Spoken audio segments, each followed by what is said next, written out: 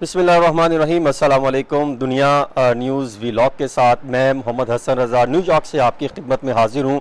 New York के क्या माहौल है, इंतखाबी माहौल क्या है, और ख़ास तौर पे अमेरिका का जो इलेक्शन होने जा रहा है, सदारती इलेक्शन 2024, जो कि इंतहाई अहम करार दिया जा रहा है। यहाँ पर क्या मूव बनती दिखाई दे रही है, रियासतों की क्या सूरत हाल है, इस हवाले से हमारे साथ मौजूद हैं मारूफ सहाफ़ी जो है मोबिस सदीकी साहब, जो कि न्यूयॉर्क के और ख़ास तौर पे वाशिंगटन डीसी और नवाडा और दीगर स्टेट्स के हवाले से बड़ी गहरी रिसर्च भी रखते हैं और मामलात को बखूबी जानते भी हैं कि वहाँ पे मुस्लिम कम्युनिटी कहाँ स्टैंड करती है, और उसके साथ साथ कौन कौन से जो इंतखाबी मशहूर में जो दावे ऐलानात जो किए जाते हैं वो किस हद तक उस पर असरअंदाज होते हैं।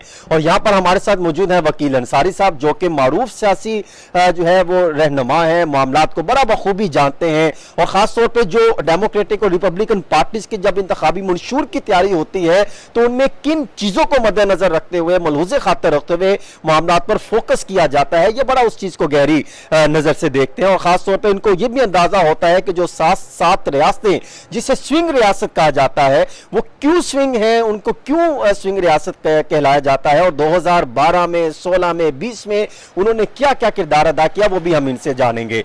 मोबिस सदीकी साहब, पहले आप फरमाइए कि क्या माहौल देख रहे हैं, क्या रियासतों में क्या आपको नजर आ रहा है कि कौन किसकी पोजीशन आगे है, और सर्वेज हमें क्या बताते हैं? देखिए, सर्वे तो ये ऐसा इलेक्शन है जिसमें सर्वे अप एंड डाउन हो रहे हैं।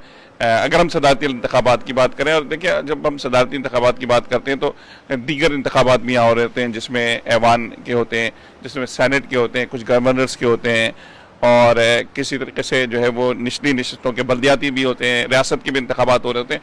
उनकी अलग अहमियत है और उनकी अलग सियासत है, और वो हर जगह जो है वो मुख्तलिफ तरीक़े से देखी जाती हैं। उसके अलावा जो शहरी सतह पे भी कुछ चीज़ें होती हैं, वो उसमें ये होती है कि यहाँ जो है कुछ फैसले अगर किए जाते हैं तो सिर्फ पार्लियामेंट के लोग नहीं करते, बल्कि आवाम से मशवरे करके उसके बाद उसको कानून बनाया जाता है, जिसको हम कहते हैं कि तजावीज़ लाई गई हैं।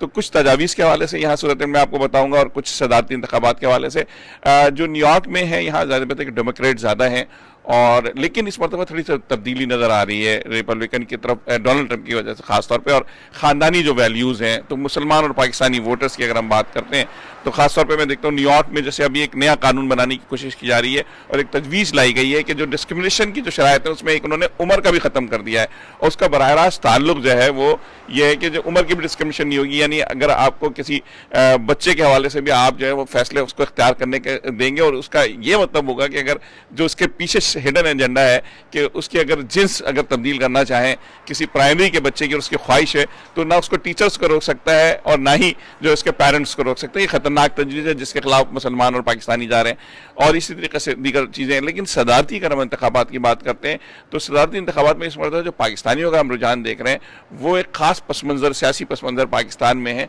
उस खास सियासी पस मंज़र की वजह से बड़ी हैरतंगेज तौर पर मैं जब अपने, क्या लग रहा है कि पहले तो ये बताइए ना, किसका पलड़ा भारी है और क्यों?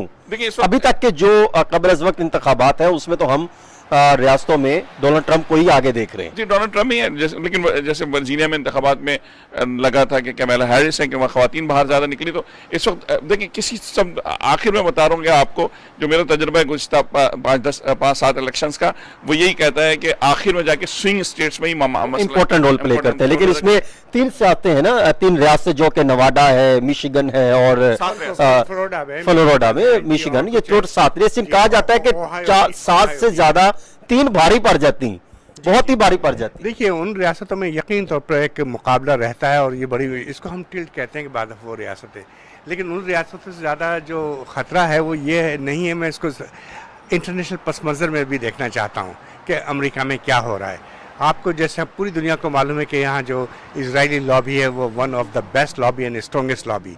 दुनिया का कोई सदर, अमेरिका का सदर भी उसके ताबे होता है। तो उस लॉबी के तहत जो सब कुछ हो रहा है इस वक्त, ये हो रहा है कि डोनाल्ड ट्रंप साहब आगे हैं। डोनाल्ड ट्रंप साहब अगर इलेक्शन में हार जाते हैं तो इनको जेल होती है, आपको पता होना चाहिए, इज ए कन्विक्टेड। इसी तरह अब मैं जाता हूँ, नेतन्याहू हार जाते हैं तो उनको भी जेल होती है, ही इज़ आल्सो कन्विक्टेड। तो मुश्किल ये हो रही है, जो आलमी सियासत के पंजर में इसको देख रहा हूँ कि इसको जीतना ही जीतना है रिपब्लिकन को, या जितने हम एक्सट्रीम राइट बोलते हैं, जिसको हम कहते हैं कंजर्वेटिव जो पार्टी है। तो इस पर्सन में ये देख रहा हूँ कि इस वक्त पूरी कोशिश ये हो रही है कि आईपेक जो है उसने पूरा जोर लगा रखा है, पूरा प्रोपेगेंडा चल रहा है, इसमें रशिया भी साथ दे रहा है। तो इस पर्सन में मैं देख रहा हूँ कि डोनाल्ड ट्रंप साहब की सूरत हाल बेहतर है, लेकिन अमेरिका के लिए बहुत ख़तरनाक है ये बात। लेकिन मोहम्मद सदीकी साहब, अभी हम जहाँ खड़े हैं यहाँ पे तो खुद एक रिपब्लिकन का बाकायदा डेमोक्रेटिक यहाँ पर जो है एक ऑफिस बनाया गया जहाँ पर वो तमाम भी कर रहे हैं, गेट टुगेदर भी कर रहे हैं ताकि अवाम तक रसाई दी जा सके। आपको क्या लग रहा है कि अवाम का झुकाव किन वजूहात की बिना पर डेमोक्रेटिक की तरफ है और किन वजूहात की तरफ रिपब्लिकन की तरफ है? देखिए, खासतौर पे अगर हम ये देखते हैं कि रिपब्लिकन की तरफ दो चीज़ें बहुत ज़्यादा हैं। एक तो जो इमिग्रेशन का इशू है और इमिग्रेंट्स का जो इशू है, और दूसरा जो है वो फैमिली वैल्यूज़ का जो इशू है। इमिग्रेंट्स का इशू जो है ना सबसे ज़्यादा खतरनाक ये कहा जाता है, जो गोरे इस लिहाज से देख रहे हैं वो, और ख़ासतौर पे इवन ये कि जो लीगल इमिग्रेंट्स हैं वो भी इस लिहाज से देख रहे हैं कि डेमोक्रेट के दौर में जो है वो जो इलीगल इमिग्रेंट्स हैं वो बहुत बड़े पैमाने पे आए, और ख़ासतौर पे न्यूयॉर्क में गली और सड़कों पे फैल रहे हैं, जराइम में इजाफा हुआ है। यानी जो वो इनको जिस तरीके से फैसिलिटेट किया जा रहा है, जिस तरह मिलियंस ऑफ डॉलर्स खर्च किए जा रहे हैं इलीगल इमिग्रेंट्स पे जो सरहदें क्रॉस करके आए बगैर पासपोर्ट और उसके, तो वो एक बहुत बड़ा एक सवालिया निशान है जिसकी वजह से एक बहुत बड़ा टिल्ट जो है ना वो है इस तरफ है। दूसरी तरफ जो है ना ये जो इकोनॉमी का प्रॉब्लम है उसमें ये समझते हैं कि डोनाल्ड ट्रंप जो यहाँ जो समझने वाले हैं वही समझते हैं कि डोनाल्ड ट्रंप अमेरिका फर्स्ट का नारा लगाते हैं, जिस तरह हमारे यहाँ पाकिस्तान फर्स्ट का नारा लगा था, लेकिन हमारे यहाँ थोड़ा फेक था। लेकिन यहाँ असली बात है कि वो इवन ये कि बाद इंडियंस भी उनसे खौफजदा हैं कि इंडिया में जो जॉब्स जा रही हैं उसको भी वो रोकेंगे और अमेरिकन को जॉब देंगे। तो इस तरीके से जो आम आदमी है जो यहाँ रहने वाला है, जिसके मफादात यहाँ है, वो इसी तरीके से सोच रहा है। तीसरी चीज़ मैंने जो आपको बताया कि वो है फैमिली वैल्यूज़।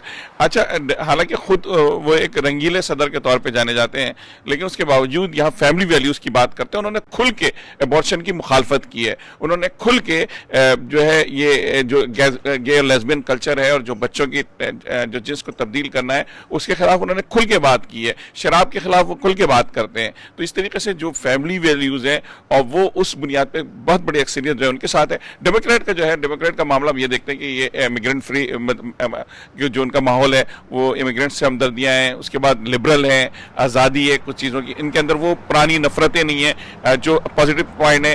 यानी अगर हम कंजर्वेटिव की बात करते हैं रिपब्लिकन में तो वहाँ इस्लाम दुश्मनी भी है, वहाँ बाद जगह यहूदी दुश्मनी भी पाई जाती है। लेकिन डेमोक्रेट के बारे में ये कि ओपन माइंडेड है और इसमें जो है वो हाथी के पाँव में सबका पाँव, तो सारे रंग और कलर और उसके लोग भी आ जाते हैं, मिजाज के लोग भी आते हैं। अमूमन इनको मुस्लिम दुश्मन या इमिग्रेंट दुश्मन नहीं समझा जाता। तो ये एक खास वजह ये भी है। वकील अंसारी साहब, ये फरमाएगा, जब इंतखाबी मंशूर की तैयारी होती है तो मैं देख रहा था कुछ चीज़ें वही तालीम और उसके साथ साथ समाजी मामलात और फिर जिसका कमला हारिस सोशलिज्म का मामला बुलंद करती हैं। डोनाल्ड ट्रंप साहब जो बताते हैं कि हम जो इमिग्रेंट्स की जिसा भी मुआविज सदीकी साहब बता रहे हैं वो उन पर फोकस करते हैं, वो कहते हैं कि हम सोशलिज्म पर ज़्यादा उनका वो एजेंडा नहीं है। तो अब ये जो इस दफ़ा का इंतखाबी मंशूर है उसमें क्या नया है? देखिए, पहली बात तो ये समझ लीजिए कि डोनाल्ड ट्रंप एक बहुत ही नफीस इंसान है इस हवाले से कि वो हर वो चीज़ कहते हैं जो आवाम सुनना चाहती है। उनका कोई ताल्लुक नहीं था कभी इम्प्लीमेंटेशन की तरफ वो नहीं करते। देखिए, उनके 4 साल हमने देखे हैं, उनके 4 साल हमने देखे हैं, कुछ भी नहीं हुआ। मुश्किल उनको जो हिमायत हासिल है वो बड़ी चालाकी से, जो बाइबल बेल्ट का इलाका है, जो मजहबी रुझानात का इलाका है, वो उनकी असल वोटिंग बैंक है, उसके ऊपर वो काम करते हैं। वो इलाका वो है कि जो हमारे किसान और मजदूर, Bible belt white area, pure white area, जो बड़े शहरों से डरते हैं, जो बाहर से आने वालों से डरते हैं, जो मुसलमानों से डरते हैं, हर आदमी से डरते हैं, उनको वो यूज़ कर रहे होते हैं और उसकी बिना पे वोट मिल रहे होते हैं। लेकिन इस दफ़ा एक और बड़ी चालाकी हुई है, उन्होंने ये भी किया है कि इस तरीके से कुछ किया है कि उन्होंने मुसलमानों को भी डराया है, क्योंकि जो पॉलिसी इजराइल के साथ जो बाइडेन की रही है, यकीन तो किसी भी सदर की हो सकती है। जो बाइडेन की जो पॉलिसी रही है यकीन पर हम सबको मालूम है, इससे बदतर पॉलिसी इनकी रही है। ये वाहिद शख्स थे जिन्होंने प्रेसिडेंट होते हुए दारुल खिलाफा, जो अमेरिका का जो दारुल खिलाफा था, तिल अवीव से फ़लस्तीन में मुंतकिल कर दिया, यरूशलेम लेके चले गए। तो ये छुप के काम करते हैं और इन्हें ख़तरनाक काम करते हैं। ये ख़तरनाक मुसलमानों के लिए, ख़तरनाक अरबों के लिए, ख़तरनाक इमिग्रेंट्स के लिए, ख़तरनाक बाहर वालों के लिए। बड़ी सिंपल सी बात है। आपको याद है कि डोनाल्ड ट्रंप ने अपनी इंतखाबी कैंपेन में ये भी कहा कि एक स्टेट का, स्विंग स्टेट का एक जिक्र करते हुए कि वहाँ पर सियाफ आम लोगों ने मुझे वोट नहीं दिया, जिसकी वजह से जो है वो सिचुएशन तब्दील हुई और मैं उनका शुक्रिया अदा करता हूँ कि अगर वोट देते तो शायद कोई हालात कुछ और होते। तो एक बड़ी तादाद ने वोट कास्ट नहीं किया था। अब इस दफा आप क्या देखते हैं? नहीं, देखो देखिए, जिस तरीके से नफरत और उसकी बुनियाद पे मामला चल रहा है, उसमें यही देखा जाता है कि वो जो है अपना वोट बहुत ज्यादा कास्ट होंगे। पिछली मतलब हुए थे, बाज़ जगहों पे मायूस होकर लोगों ने नहीं दिए थे, लेकिन जो है वो पिछली मतलब जो अमेरिका की तारीख में सबसे ज्यादा वोट पड़े थे हारने वाले किसी प्रेसिडेंट को, 7 करोड़ के करीब वोट पड़े थे इनको, वो भी सबसे ज्यादा। तो वो फेमस वोट था ना, वो इलेक्टोरल वोट नहीं था। नहीं, इलेक्टोरल वोट तो बुनियादी तौर पे इलेक्टोरल वोट 2016 में भी आपको अंदाजा है कि यही हुआ था, फेमस किसी और का था और इलेक्टोरल में पड़े तो पॉपुलर वोट। पॉपुलर वोट जिसे कहते हैं हम ना, लेकिन वो पॉपुलर वोट में भी हारे थे, लेकिन वो ज्यादा वोट लेके हारे थे, फिर उन्हें जारी बात इल्जामात लगाए थे। और एक चीज हम थोड़ा सा एक फैक्टर जो 10%, 20%, 10 to 15% फैक्टर ये भी कह सकते हैं कि अभी शायद अमेरिका जो है औरत की हुक्मरानी के लिए अभी तैयार नहीं हुआ अभी तक। जिस तरीके से अगर आप ये देखें कि हिलरी क्लिंटन इससे कहीं ज़्यादा बेहतर कैंडिडेट थी, कहीं ज़्यादा पॉपुलर थी, वाइट कैंडिडेट थी और डोनाल्ड ट्रंप के मुकाबले में बहुत बेहतर थी। कमला हैरिस के मुकाबले में सियासी मैच्योरिटी ज़्यादा थी। कमला हैरिस के बारे में तो ये कहा जाता है कि उनकी वोकैबुलरी भी जो है ना वो बहुत, हालांकि वकील हैं लेकिन वो एक मखसूस जुमले इस्तेमाल करती हैं, उसके बावजूद भी जो मर्जी आप कह लें, लेकिन उन्होंने इंतखाबी मुहिम में पार्टिसिपेट करके एक दफा झटका जरूर दिया है।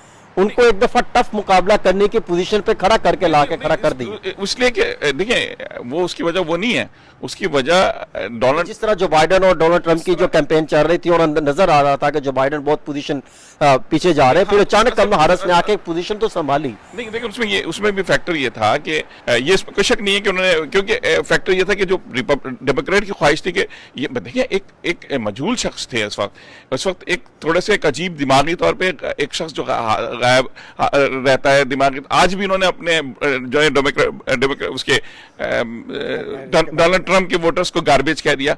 दिमागी तौर पे सेट नहीं थे, तो डेमोक्रेट तो किसी को भी उनके मुकाबले में लाना चाहते थे। तो कमला हैरिस ने एकदम से, इसमें कोई शक नहीं है कि वोटर्स का रुझान किधर देख रहे हैं। देखिए, इस दफा बड़ी बदकिस्मती है कि यंग वोटर्स जो हैं बहुत ज्यादा कंफ्यूज हैं। आपको याद है लास्ट टाइम 55% बताया जा रहा है कि लगभग टर्नआउट देखने को मिला। वोटर्स ने दिया था। देखिए, इस वक्त यंग वोटर्स को कोई फ्यूचर नजर नहीं आ रहा।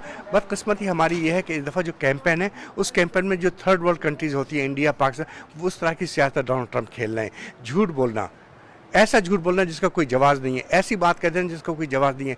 तो ये थोड़ी सी वो सियासी हालत, क्योंकि मैं 40 साल से देखिए इलेक्शन में हिस्सा ले रहा हूँ। I am part of Democrat and have been part of Republican, लेकिन वो पार्टियां बदल गई। एक्सट्रीमिज्म दोनों पार्टियों में है और ये बड़ी खतरनाक बात है। या तो एक्सट्रीम है बहुत ज़्यादा लिबरल है, या बहुत ज़्यादा कंजर्वेटिव है। तो ये हमारी बदकिस्मती है। मुस्लिम कम्युनिटी कहाँ स्टैंड करती दिखाई देती है? क्या आपको ऐसे नहीं लगता कि वो मुख्तलिफ डिवीजन में तकसीम हो चुकी हैं? अरब मुस्लिम कहीं और खड़े दिखाई देते हैं, पाकिस्तानी मुस्लिम कहीं और खड़े दिखाई देते हैं। इसको भी एक खास तरीके से डिवाइड किया गया है। ये जो हमारे थर्ड पार्टी के तस्वुर लाया गया है कि मुस्लिम कम्युनिटी मुत्तहिद हो सकती है, लेकिन थर्ड पार्टी जो कर दी गई है, ग्रीन पार्टी जो कर दी है, उसकी वजह से मुसलमान वोट जो है बिल्कुल कोई उनका मतलब नहीं है। और ये एक साजिश के तहत मुसलमानों को बताया जा रहा है कि ना रिपब्लिकन को वोट दो, ना डेमोक्रेट को वोट दो, तुम थर्ड पार्टी को दो। ये मतलब तो वोट जाहिर कर दो। इसमें कोई शक नहीं कि मुस्लिम कम्युनिटी तकसीम हुई है। जो इनकी एक अम्ब्रेला ऑर्गेनाइजेशन है UFMI, उसका जो एक इजलास हुआ और उसमें फैसला किया गया कि किसको वोट करना है, तो उसमें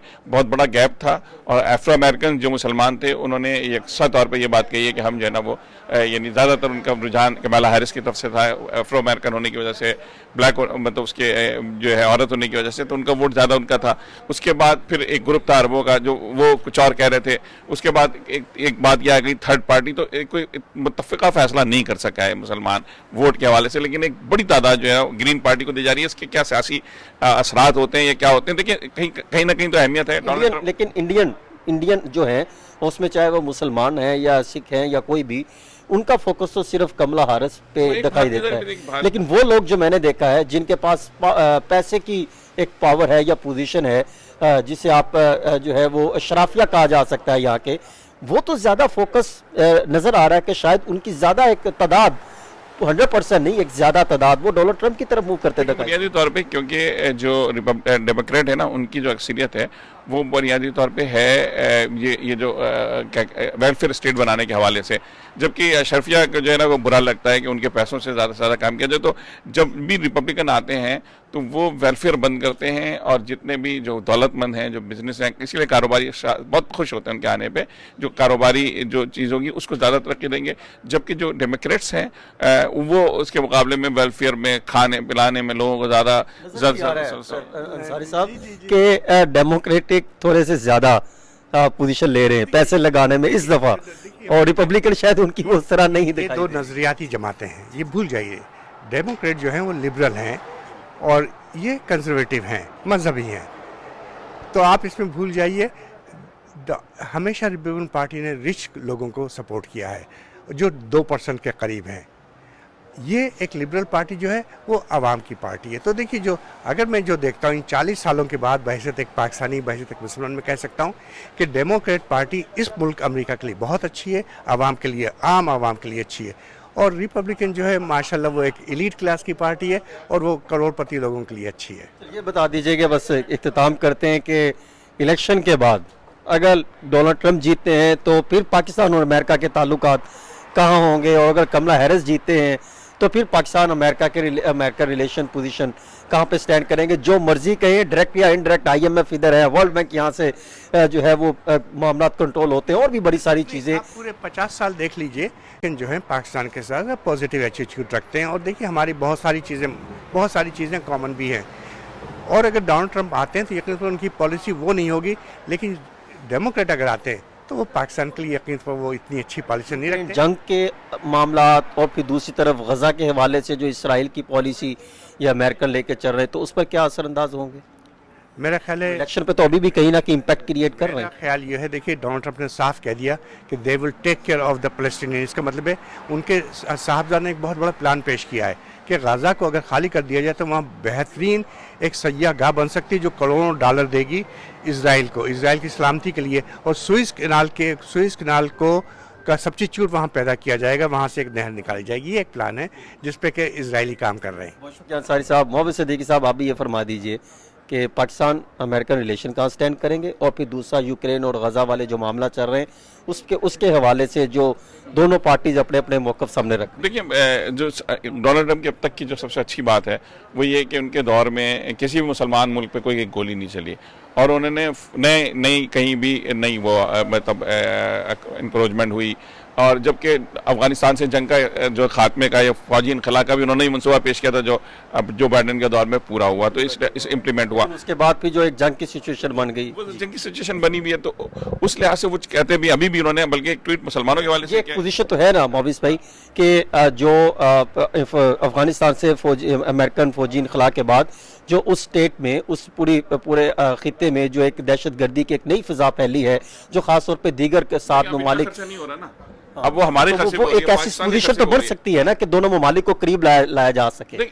ये पॉसिबिलिटी होती है। देखिए, ये भी है कि उस पर अगर वो कितनी सख्ती करते हैं। अभी डेमोक्रेट ने तो खुला छोड़ दिया है, और अफगानिस्तान से दहशतगर्दी पाकिस्तान में हो रही है, पाकिस्तान के अपने मसाइल हैं, और इसमें सोच सकता है फायदा कोई ना एक नुक्ता तो मौजूद है ना कि इस नुक्ते को लेके अमेरिका कहे कि हम आपको सपोर्ट करते हैं, इनके खिलाफ एक्शन करें, या कोई जो भी कोई मामला बिल्कुल हो सकता है, और अभी भी कोशिश किया जाए। लेकिन सबसे बढ़ के जो आम पाकिस्तानी, अगर हम बात करें अमेरिका में रहने वाले पाकिस्तानी, वो अपने सियासी पस मंजर में सोच रहे हैं। वो समझते हैं कि जब रोजगार मिलेगा, नहीं रोजगार नहीं मिलेगा। वो इस वक्त पाकिस्तानी सियासत में सोच रहे हैं कि डोनाल्ड ट्रंप आएगा तो जेल के फाटक टूटेंगे, तो वो जो है ना बड़ी तादाद ये सोच रही है। मैं बता रहा हूँ ना कि मैं उसकी तरदीद महकमा जो वजारत खारजा है, US स्टेट, वो भी कर रहे हैं कि ऐसा कोई लेना देना नहीं है। वो तो आप इसलिए कि जो हमारे खोसा साहब हैं उन्होंने तो कह दिया कि नवंबर में छुड़वा देंगे वो, ठीक है ना। तो ये गलतफहमी हमारे जो लोग हैं ना, जैसे बेचारे हमारे मासूम लोग हैं, मुराद सईद कहते थे जब हुकूमत आएगी तो $1 बिलियन आएगा और गुर्बत मिट जाएगी। इसी तरीके से उनके जहन में ये कि वो लीडर आएगा तो उनका लीडर छूट जाएगा। तो वो एक गलतफहमी, उस गलतफहमी की बुनियाद पे भी पाकिस्तानी हो सकता है, पॉसिबिलिटी है। लेकिन ये कि पाकिस्तानी एक बड़ी तादाद जो है ना डोनाल्ड ट्रंप को, जो मेरा जो सर्वे है अपना, और मैंने जो बात की अपने टीवी के लिए, तो उसमें मुझे ये महसूस हुआ कि बहुत ज्यादा जो है वो पाकिस्तानी इस उम्मीद पे कि डोनाल्ड ट्रंप जो है ना वो ये काम करेंगे। उनको मईशत से भी इस वक्त उनका भी यकीन आ रहा है। तो मैं समझता हूँ कि देखिए किस हद तक मैं एक ही पैगाम दूंगा पाकिस्तान के लिए, पेवस्ता रे शजर से उम्मीदें बाहर रख, इसके अलावा कुछ भी नहीं है। सिर्फ हमें उम्मीद है कि अल्लाह करे कि यहाँ के इलेक्शन जो है पॉजिटिव हों, इक़्तिदार मुंतकिल आसान तरीके से हो, ये की उम्मीद है। 7 रियासतों में कौन कौन सी रियासत को आप मजीद इम्पोर्टेंट करार दे रहे हैं? बुनियादी तौर पर वही मिशिगन को ही ज़्यादा इस वक्त इन 7 में मिशिगन में है। अच्छा, कहीं भी असल में हो तक अब तक जो सबसे ज़्यादा स्विप किया था तो रेगन ने किया था, वो तमाम इवन वो न्यूयॉर्क से भी जीते थे। उस तरह के तो मामला नहीं होंगे और पॉसिबिलिटी है कि कोई ऐसा जो रुझान नज़र आ रहा है। फर्स्ट टाइम वो खड़े हुए थे तो उनकी पार्टी के ख्यालात ये थे कि शायद इनकी जगह बुश आ जाएगा। अच्छा, सरप्राइज मामला ये है कि सिर्फ वो सरप्राइज हो सकता है कि जिस तरीके से वो जो अपना आप ये समझ लें कि जो नज़र आ रहा है जो रुझान क्योंकि यहाँ इस वक्त सियासत जो है, अमेरिका में सियासत जो है ना, नफरत या मोहब्बत की बुनियाद पे हो रही है और वो शख्स है डोनाल्ड ट्रंप। तो न्यूयॉर्क में इतना बड़ा एक उसका इज्तिमा हुआ है मेडिसन स्क्वायर गार्डन पे, पॉसिबिलिटी हो सकती है कि एकदम अचानक ही जो है ना सुबह लोगों के एक नई चीज़ों के कई ऐसी स्टेट से जहाँ से नहीं जीत सकते वहाँ से जीता। अगर कोई जीता, सरप्राइज दिया ना, यानी रिपब्लिकन को डेमोक्रेट नहीं बनेगी। जो रिपब्लिकन स्टेट्स है वो रिपब्लिकन रहेंगी, लेकिन हो सकता है डेमोक्रेट स्टेट जो है ना कोई रिपब्लिकन बन जाए, रिपब्लिकन जीत जाए वहाँ से डोनाल्ड ट्रंप की मोहब्बत। सबके लिए इंतजार करना होगा 5 नवंबर का। बहुत शुक्रिया जी, अल्लाह हाफिज।